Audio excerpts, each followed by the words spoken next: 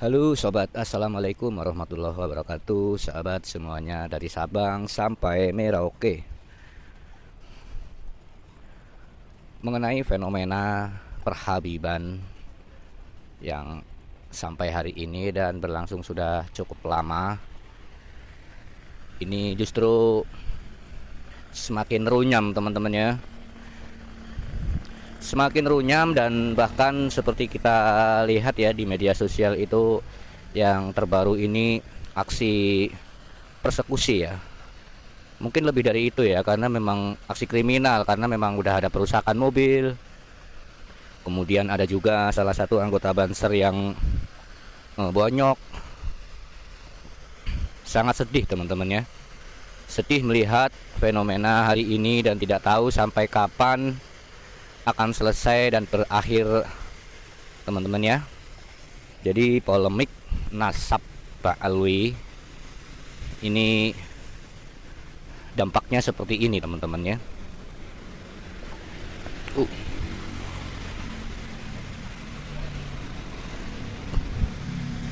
Dalam video ini saya bukan ingin mengomentari ya kejadian demi kejadian, itu bukan ke situ arahnya ya, karena saya tidak bisa, tidak sanggup ya, tidak memiliki ilmu begitu teman-teman ya. Akan tetapi di sini saya ingin cerita sekitar 2010 sampai 2011-an lah.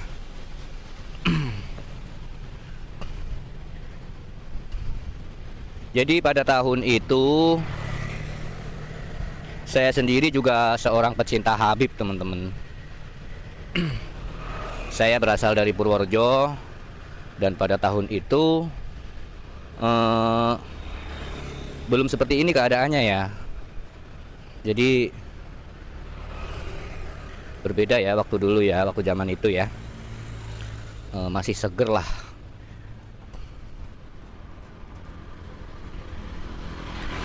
Meskipun jika dikait-kaitkan dengan fenomena hari ini nyambung begitu teman-teman. Karena ada cerita, ada beberapa cerita gitu loh. Ada beberapa cerita, ada 2 atau 3 cerita mungkin ya. Jadi yang pertama, tapi saya akan ceritakan dulu mengenai diri saya sendiri. Di mana saya sendiri juga dulu sangat mencintai ya. Tiap-tiap kali ada sholawatan, di situ saya sering kali hadir. Kemudian pada tahun itu juga masih terbilang jarang teman-teman ya. Tahun 2010-an itu tiap-tiap desa itu memiliki grup-grup sholawat, grup hadroh. Itu masih jarang teman-teman. Jadi saya sendiri dulu waktu itu sibuk banget, karena mulainya itu desa demi desa itu bagaimana mereka mencintai banget dengan yang namanya sholawatan yang pada saat itu sudah beredar kan ya, kayak sholawatannya Habib Syah itu banyak banget digandrungi kan. Jadi kami dulu grup saya itu ya sholawatan dan alirannya begitu teman-teman ya, ngikutin apa yang terbaru dari Habib Syah itu pasti kita lakukan begitu teman-teman ya. Oke ya, sampai di situ teman-teman bisa tahu ya kalau saya waktu itu berarti kan sangat ya, berarti mencintai ya, sangat menyukai ya gaya-gaya sholawatan ala Habib Syah. Kemudian kita juga sering diundang ke berbagai desa lain gitu ya, grup saya gitu ya, grup saya itu ya untuk meramaikan acara demi acara, misalnya Maulid Nabi. Itu karena memang masih jarang waktu itu, sering banget kita dipakai ya untuk acara-acara tertentu.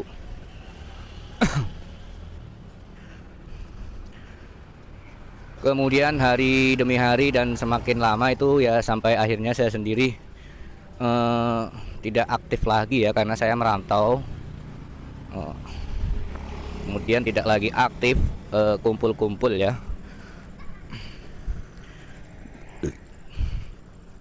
Akan tetapi ada cerita lagi, masih di tahun itu juga teman-teman ya. Dulu saya juga pernah ke Sukoraja ya, Sukoraja Jawa Tengah teman-teman ya. Sukoraja itu masuknya mana ya? Tegal atau Pekalongan ya, apa itu ya, Banyumas itu ya. Itu ke salah satu Habib, namanya Habib Umar Bafakih teman-teman ya. Dan kita pun itu, saya sampai di situ karena saya diajak oleh teman saya yang notabene beliau ini adalah kalau boleh dikatakan sih ya pengikut akut ya. Jadi lebih daripada saya. Jadi pengikut akut Habib. Jadi teman saya ini banyak sekali mengenal Habib-Habib. Di tahun itu pun sudah banyak sekali Habib-Habib, hampir ya Habib-Habib yang di tanah Jawa ya kenal semua gitu loh. Nah, pernah juga kita ke salah satu rumahnya Habib yang bernama Habib Umar Bafakih di Sukoraja. Kita juga sampai pagi di situ ngobrol-ngobrol ya, meskipun saya di situ hanya sebagai pendengar setia. Apa yang diobrolin teman-teman ya di situ ya, tidak ada yang membahayakan, itu nggak ada, tidak terkait misi-misi gitu, nggak ada. Karena waktu itu teman saya itu kebetulan sedang memiliki masalah dengan salah satu pengasuh pesantren yang notabene juga adalah seorang Habib juga. Masalah apa misalnya teman-temannya? Masalahnya adalah teman saya ini memiliki utang teman-temannya. Padahal begini teman-teman ya. Nah, di sini ini cukup penting juga.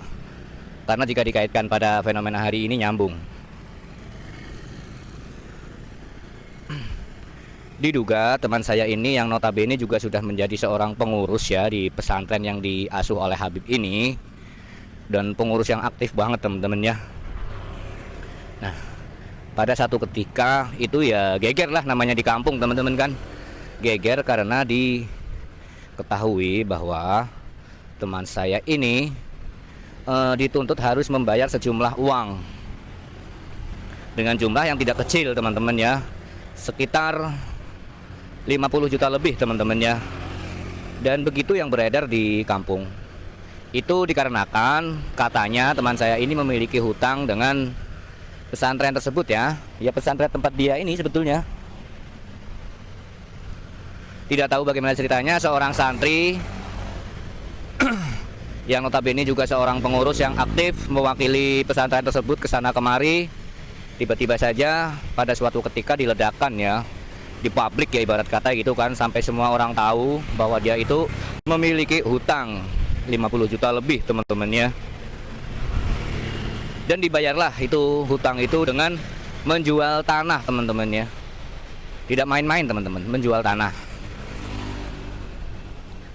Kemudian kenapa itu saya angkat cerita ini, saya angkat karena memang ya pada hari ini kan kita sudah dicerdaskan oleh kajian Pak Kiai Haji Imaduddin ya, bagaimana sebetulnya genetiknya Habaib ini, Habib-Habib, kemudian yang ternyata tidak, jangankan Arab, jangankan cucu Nabi, Arab saja tidak mungkin kan gitu. Sangat sedikit kemungkinan Arabnya, apalagi sebagai cucu Nabi gitu teman-teman. Kemudian kita pada hari ini pokoknya sudah banyak dibuat cerdas oleh temuan-temuan Kiai Haji Imaduddin ini ya. Seperti misalnya banyaklah, nggak usah diceritakan lagi ya. Teman-teman bisa melihat ada rekam jejak digital ya di media sosial itu, dan itu tidak bohong teman-teman. Jika ada di YouTube atau di TikTok dan lain-lain video yang isinya itu Habib menjelek-jelekan ulama pribumi, kemudian Habib-Habib yang mempersekusi orang-orang pribumi, itu benar teman-teman. Seharusnya kita buat orang yang mau berpikir, secinta apapun kita itu sama Habib yang kita sangka mereka itu adalah dzurriyyah Nabi, akan tetapi kita harus mau berpikir, jika melihat kelakuannya pun seperti itu, apakah benar cucu Nabi seperti itu? Seharusnya kita mau berpikir teman-teman ya. Jadi kalau tidak mau berpikir dan masih tetap mencintai Habib, memuliakan, itu artinya ya kita cinta buta.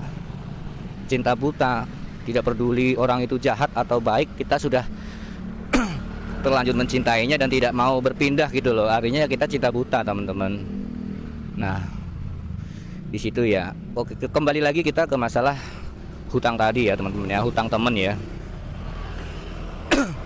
Hari ini saya baru berpikir, teman-teman. Sebetulnya udah lama berpikir, cuman saya tidak meng-up ya. Itu saya berpikir ya ini ya, menduga-duga gitu ya. Menduga-duga. Kok bisa-bisanya seorang santri di salah satu pesantren ini kok memiliki sangkutan hutang sebanyak itu, yang mengharuskan untuk membayarnya itu terpaksa orang tuanya itu menjual tanah, teman-teman. 50 juta lebih, dan ini bukan fitnah, teman-teman ya, meskipun saya tidak sepil ya nama dan data-datanya, akan tetapi ini semua orang di daerah saya juga tahu ya.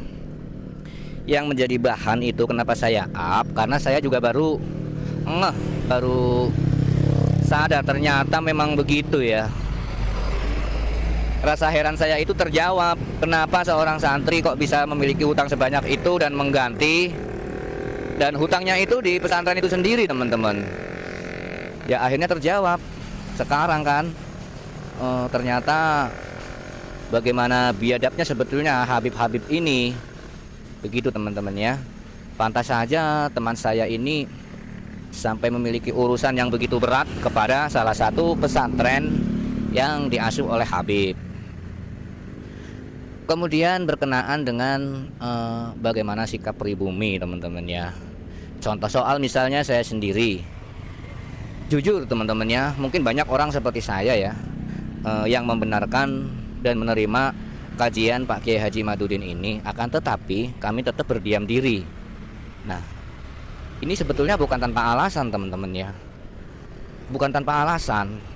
Jika itu saya pribadi, kenapa saya berdiam diri dan tidak berani speak up, padahal saya itu sudah mencium aroma-aroma seperti ketidakberesan itu udah lama. Itu bukannya taklid buta ya, tetap saya sudah curiga lama, kan tetapi kita tidak berani, teman-teman. Bahkan sampai sudah jelas pun benderang ya, karena kajian Kiai Haji Madudin ini, saya juga masih belum berani speak up. Meskipun ada sedikit-sedikit saya memiliki cerita kayak gini misalnya kan. Nah, dan itu pun saya tidak berani memunculkan wajah saya. Artinya gini, teman-teman. Di kampung saya sendiri, saya juga heran. Padahal tidak kekurangan orang pinter, teman-teman ya. Tidak kekurangan orang alim, itu nggak kekurangan, banyak banget. Akan tetapi senyap.